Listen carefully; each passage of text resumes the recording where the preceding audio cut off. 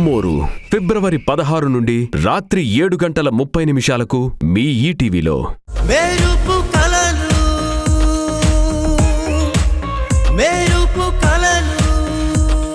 వీలైనంత త్వరగా నాకు మంచి ఇల్లు చూడండి. అవును, నేనొక్కదాన్నే ఉంటాను. రేట్ ఎంతైనా పర్లేదు, కానీ మంచి లొకేషన్లో ఉండాలి. ఎలాంటి డిస్టర్బెన్స్ ఉండకూడదు. ఓకేనా? చూసి నాకు తొందరగా కాల్ చేయండి.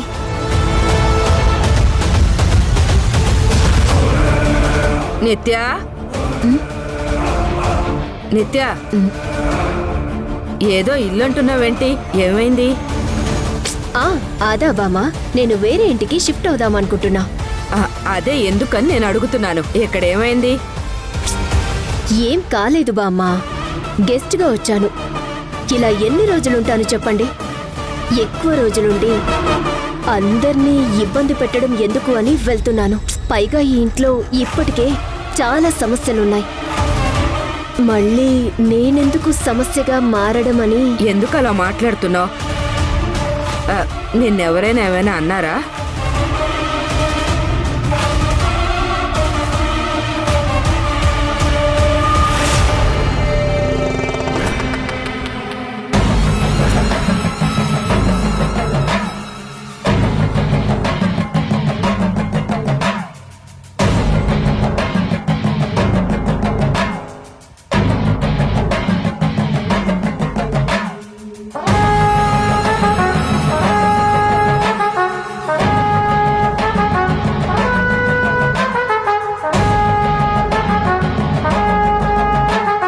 నా మనవడు అది ఎంత దరిద్రంగా పడుకున్నారు. చిచ్చి,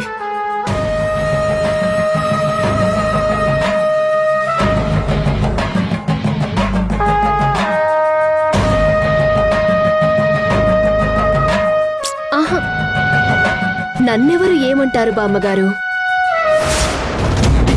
ఇక్కడ నేను ఎవరికి ఏమవుతానని? గెస్ట్గా వచ్చాను, గెస్ట్గానే వెళ్ళిపోతాను. అంతేగాని ఈ ఇంటి మనిషిని ఎప్పటికీ కాలేను కదా.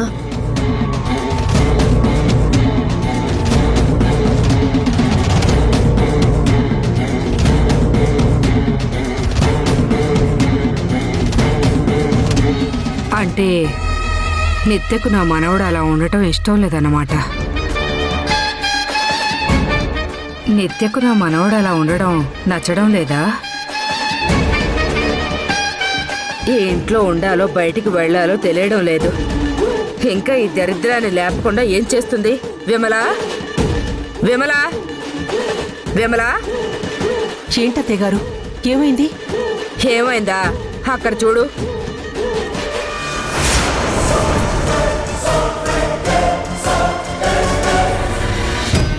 బారెడు పొద్దెక్కినా ఇంకా పడుకునే ఉన్నారు. ఊరుకోండత్తయ్య, వాళ్ళు రాత్రి చాలా లేటుగా పడుకున్నారు. పైగా సమయుకి దెబ్బ తగిలి జ్వరం వచ్చి రాత్రంతా నిద్రపోకుండా మూలుగుతూనే ఉంది.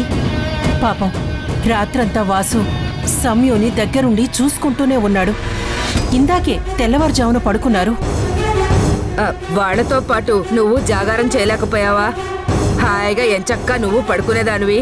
చిచ్చి, ఏ మనిషిలో ఏంటో పద్ధతి పాడు లేకుండా పోయింది. చి,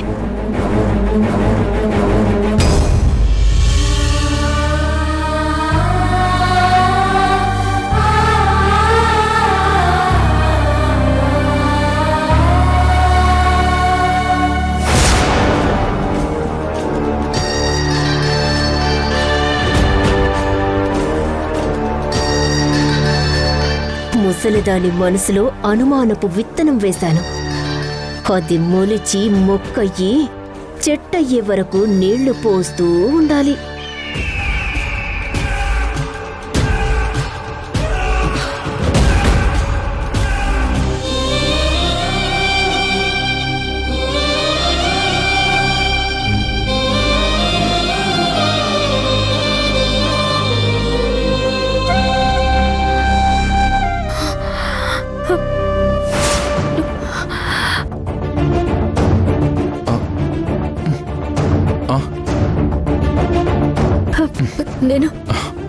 నేను ఎక్కడున్నానేంటి?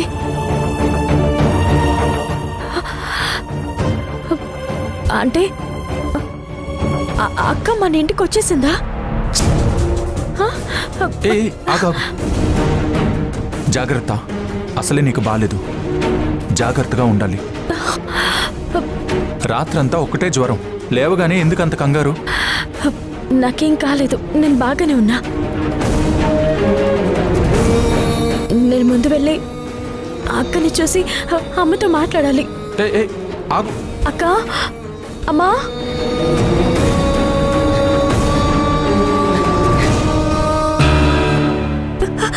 అక్క, అక్క, ఒకసారి డోర్ తీ అక్క, అమ్మతో మాట్లాడాలి. అక్క, నా మాట మీద గౌరవంతో వచ్చి నీకు థ్యాంక్స్ చెప్పాలక్క. డోర్ తీ అక్క. సమయం అమ్మతో నేను మాట్లాడాలక్క. అక్క, డోర్ తీయక్క. అమ్మా, డోర్ ఓపెన్ చేయమ్మా. అమ్మా, అక్కని తీసుకొస్తే నా మీద కోపం తగ్గుతుందన్నావు కదా. ఇప్పుడు అక్క మన ఇంటికి వచ్చింది కదా, డోర్ ఓపెన్ చేయమ్మా. ఏంటక్క, నేను ఇక్కడికి రమ్మన్నానని కోపంగా ఉందా అక్క? ముందు నువ్వు ఒక్కసారి డోర్ తీయక్క. అక్క, ప్లీజ్ అక్క. అక్క, అర్థం చేసుకో అక్క. అక్క, అమ్మా. చూడు, అసలే నువ్వు నీరసంగా ఉన్నావు, ఇప్పుడు మళ్ళీ ఎందుకంత స్ట్రెయిన్ అవుతున్నావు? ముందు నువ్వు రెస్ట్ తీసుకో. అమ్మతో మాట్లాడాలి. నేను వాళ్ళని పిలుస్తుంటే నువ్వేంటి నన్ను రెస్ట్ తీసుకో అని చెప్తున్నావు? ఏమైంది నీకు? అంటే నీకు దెబ్బ తగిలి జ్వరం వచ్చింది కదమ్మా, అందుకని అలా అంటున్నాడు. ముందు నువ్వొచ్చి కాస్త ఏమైనా తినమ్మా. ఏమైంది మీకు? ఎందుకలా మాట్లాడుతున్నారు? ఎందుకంటే మీ అక్క ఇక్కడికి రాలేదు కాబట్టి.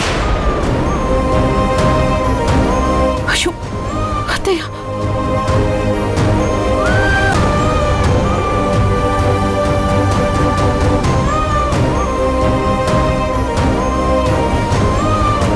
నువ్వేమో జ్వరం మత్తులో సౌందర్యం వచ్చింది అనుకుంటున్నావు కాబట్టి.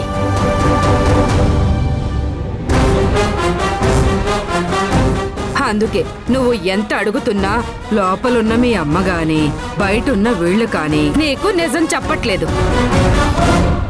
ఏంటి, అక్క ఇక్కడికి రాలేదా? మరి నన్ను ఎందుకు ఇక్కడికి తీసుకొచ్చావు? అక్క వచ్చే వరకు నేను అక్కడి నుంచి కదలని చెప్పాను కదా.